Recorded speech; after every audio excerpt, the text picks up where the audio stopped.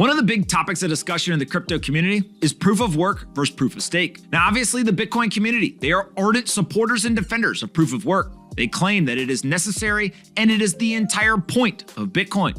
But there are many other proponents outside of Bitcoin in the larger crypto ecosystem that claim we need to move to proof of stake, that it's better, it's more energy efficient, and it brings advantages that are not provided by proof of work.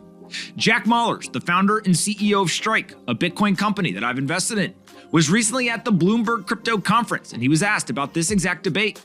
Proof of work or proof of stake? What do you think, Jack?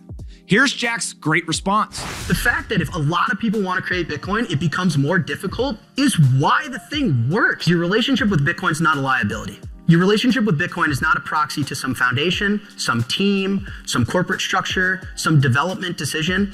In fact, the founder of Bitcoin, he, she, or they might be fucking dead. And it's working really well, Matt. That's what Sailor means when it's a property. There's no liability relationship. Like stable coins, there's a liability there. It doesn't mean stable coins are bad. Matt, I own a security. It's called Strike stock.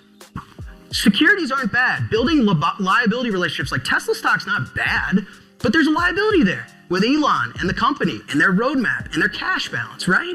And so like, proof of stake, your relationship with that asset's a liability. A stablecoin, your relationship with that's a liability. In theory, what you want is a monetary asset where there are no liability relationships. That's the whole point of the thing. That's what proof of work solved that. It was like an amazing innovation. Proof of stake, if proof of work is like, we finally got an airplane to fly. So this is a quote of a friend of mine. Proof of stake is like, we know how to make it cheaper, faster, and less carbon efficient just by not flying.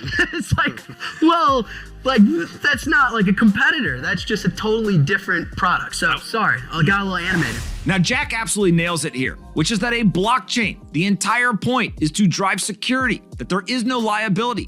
A blockchain, which was invented to create Bitcoin, actually gives the individual self-sovereignty. It allows them to now have digital property rights.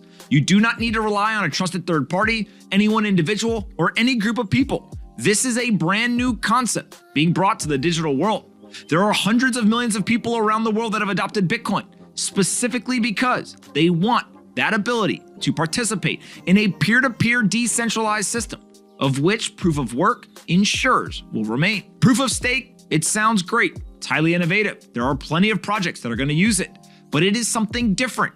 It is separate. It has its own advantages, but it does not accomplish the goal of proof of work blockchains. Ultimately, Bitcoin is trying to become digital sound money. I'd argue that it already has.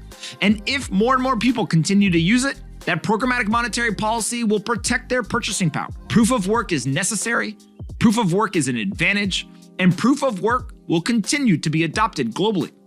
Proof of stake is distinct, separate, and different. Good luck to the folks who are building on it. They're trying to do something different. That's okay. Bitcoin is Bitcoin, uses proof of work, and that's never going to change.